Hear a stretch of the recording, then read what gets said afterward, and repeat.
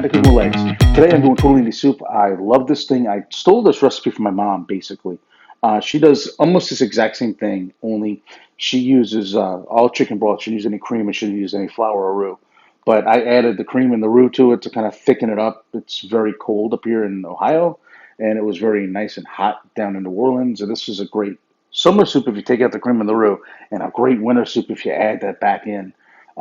This is delicious. Basically, you start off with a mirepoix, which, for those unfamiliar, mirepoix is basically Trinity before it was Trinity. Yet it's onion, celery, and carrot. When the Cajuns came down from Canada, Louisiana didn't have carrots, so they took out the carrots and they threw in the bell pepper, and then you get Trinity. So we're gonna add. What for this? We're gonna use the mirepoix with the pope, a little bit of garlic. Going to cook that mirepoix down for 10-15 minutes, add the garlic in for about 30 seconds. Then we'll go ahead and add in some flour, make a roux. Then add in some chicken stock, some chicken base. Let that all come up and thicken up. Then we'll add a little bit of cream and let that kind of come to a boil. We'll see how thick it is and if we need to thicken it up any or loosen it up any. And at that point, we'll add in the tortellini, let those cook through. I'm just use any tortellini you want to use frozen. You can use, I'm using fresh deli tortellini, tricolor, but whatever you like. This is just cheese. You can use sausage. You can use whatever you want in there. After that's done, I took and I love using grilled chicken. So I grilled up some chicken breast the other day when I was grilling dinner for the family. Had these in it because I knew I was going to make this, so I wanted to have that sitting ready to go. Oh, that grilled flavor with the cream and it just comes together great. Now, what the last thing you're going to do, right before you're ready to serve, you're going to add in some fresh spinach, let that cook it for maybe a minute or two, and when it wilts, then you'll add in some fresh Parmesan cheese to help tighten it up again. Now, that said, let's get started. I'm ready to go. You use whatever kind of soup pot you want. I like using these Dutch ovens. I'm going to add a little bit of oil, and then we're going to add a healthy amount of butter. By healthy, I mean an unhealthy amount of butter. I'm adding the oil to it first because I don't want the butter to brown. And that oil's going to bring up the melting temperature of the butter. So,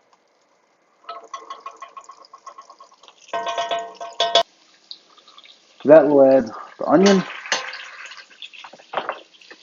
and the celery,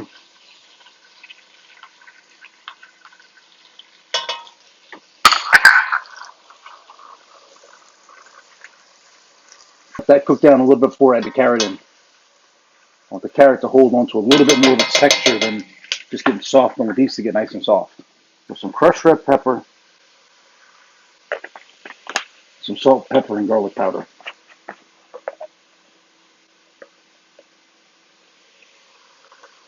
Don't add a whole lot of salt because we're going to add some chicken base later. So I'm going to keep the salt kind of down to a minimum for right now. The base is going to have salt in it too. All right, let those go for a little bit. We're going to add in the carrot now. Just going to let this all cook down for about 10 or 15 minutes. Get the onions all soft and happy. With the onions are nice and soft. The carrot still has the texture to them, which was the goal here. I don't want to see people biting into the soft, gooey, like carrot that's just going to disappear. I don't want the onions to have texture, but I want the carrots to have texture, if that makes any sense. Now we went ahead and we scraped up all the fond off the bottom.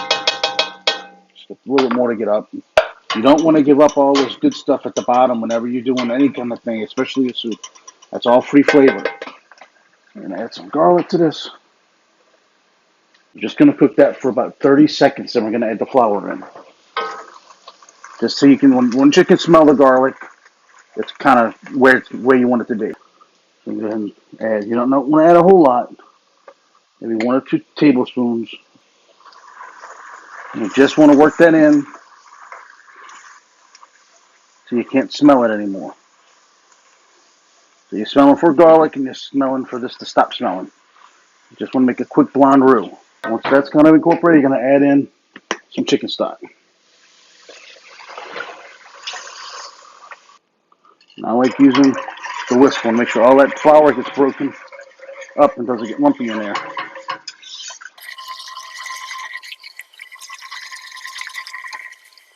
A roux roux will always thicken as something comes to a boil. And when it comes to a boil, it's at its thickest point. That's that way you can kind of tell what you're working with at that point.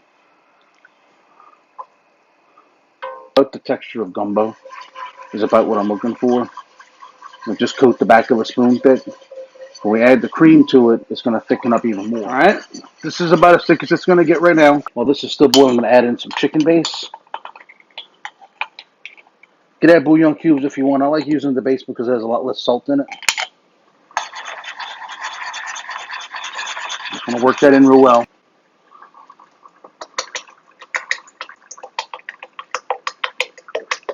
There we go. Work that in together. That's what we're looking for, right? That's beautiful. Went ahead and diced up that grilled chicken. So we're going to go ahead and dump that in there. Put some of the juicy juice. And work that all together. Parsley and some fresh basil. Some dry Italian seasoning. Chopped up rosemary. Chopped up oregano. So work all of that together. And we're getting that nice thick texture I like. Check the spice level because we had so much milk cream. The spice level is bound to have gone down quite a bit. It's kind of right where I wanted it before I added the heavy cream in, but let's see. Yeah, some more crushed pepper. We can always add, we can't take away. So let's add a little bit for now. And I'm going to go ahead and add in the tortellini.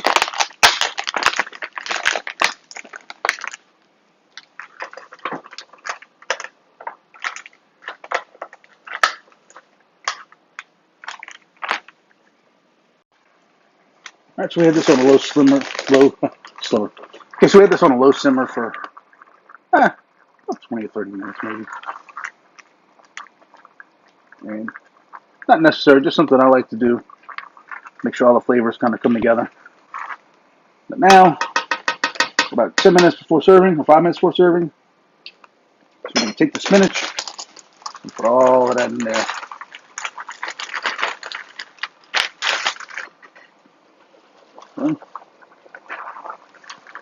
Some people take this and cut it. I don't like doing that. I mean, if I'm using this for like a spinach dip or something like that, then yeah, but when I'm doing this, when I'm putting spinach in a soup or a sauce, I like just leaving it, the whole baby spinach is like this because it's going to wilt down. See, it's already doing that kind of thing.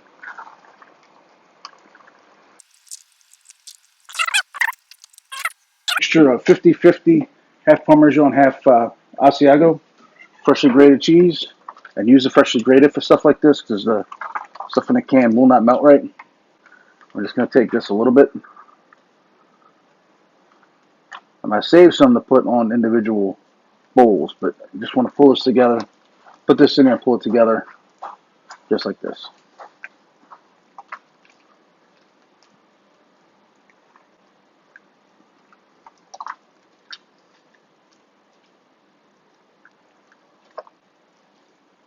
And this is pretty much done, ready for service.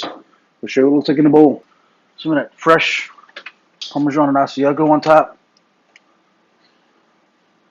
I want to see how this came out real quick.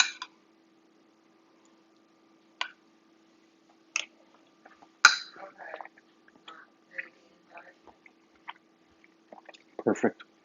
That chicken off the grill adds a whole nother level of flavor to this that I was completely and utterly, you just can't simulate that with liquid smoke or any other stuff. So that with the cream and everything else, this is perfect. You guys have got to try this.